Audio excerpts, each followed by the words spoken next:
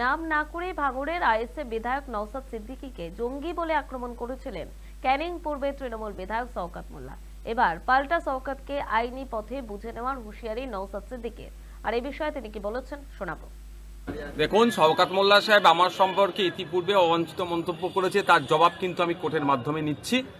মামলা চলছে, তাকে কোর্টে টেনে হাজির করেছি।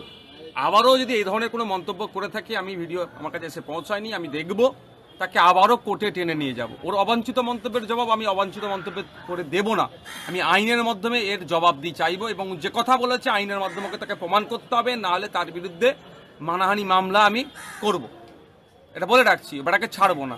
আর যদি আমি অনৈতিক দেশবিরোধী কার্যকলাপের সাথে যুক্ত থাকি, আমাকে স্পিকার স্যার এখনো কেন অ্যাসেম্বলিতে অ্যাক্সেস দিচ্ছে, কেন আমাকে রেস্ট্রিকেট সেখানে করছে না, সেখান থেকে কেন আমাকে বহিষ্কার করছে না? তাহলে কি স্পিকার স্যারের কাজের উপরে সে আগুন তুলে দিচ্ছে শওকত সাহেব? না রাজ্যের মুখ্যমন্ত্রী তথা স্বরাষ্ট্রমন্ত্রী, পুলিশ মন্ত্রী কেন আমার বিরুদ্ধে ব্যবস্থা গ্রহণ করছে না?